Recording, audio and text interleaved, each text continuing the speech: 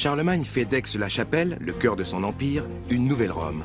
C'est l'apparition d'un nouveau centre du pouvoir en Europe occidentale. Le message adressé à Byzance est clair. Deux empires romains se font une fois de plus concurrence au sein du monde chrétien.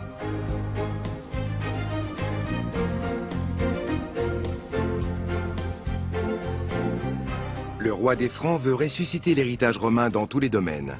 À partir d'Aix-la-Chapelle, il déploie un programme de réforme ambitieux dans l'éducation, la culture et les sciences.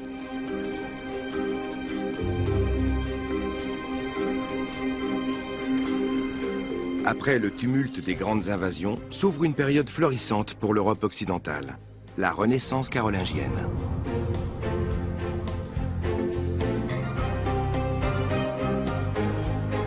Son architecture annonce l'art roman qui va s'épanouir à partir du Xe siècle. De fiers édifices en pierre de taille qui associent des éléments romains et chrétiens.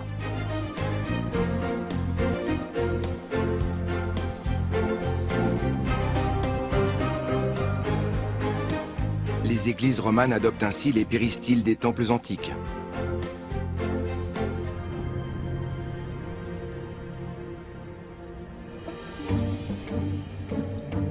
Tu le sais, notre atelier... Charlemagne lance également une vaste campagne d'éducation à destination des peuples germains. Pour ce faire, il invite à sa cour des érudits venus d'Angleterre, du nord de l'Espagne et d'Italie. Son ambition est de faire des barbares une intelligentsia romaine sans mépriser leur culture pour autant.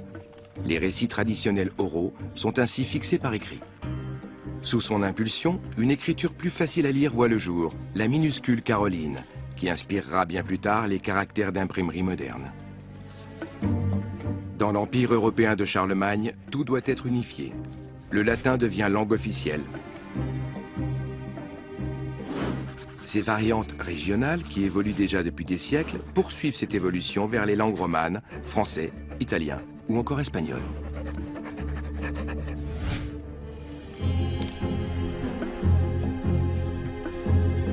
Cheval en français, cavallo en italien et caballo en espagnol sont ainsi trois variantes d'une même racine latine, caballus.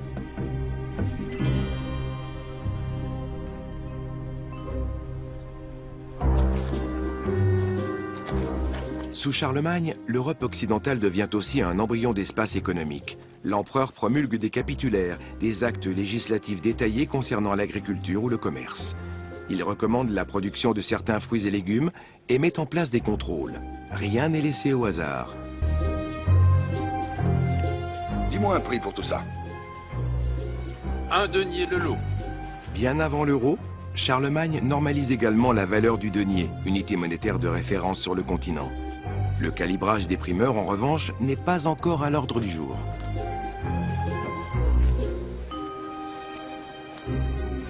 Les fondateurs des institutions européennes modernes ne manqueront pas d'idéaliser la figure de Charlemagne, malgré les aspects brutaux de son action politique.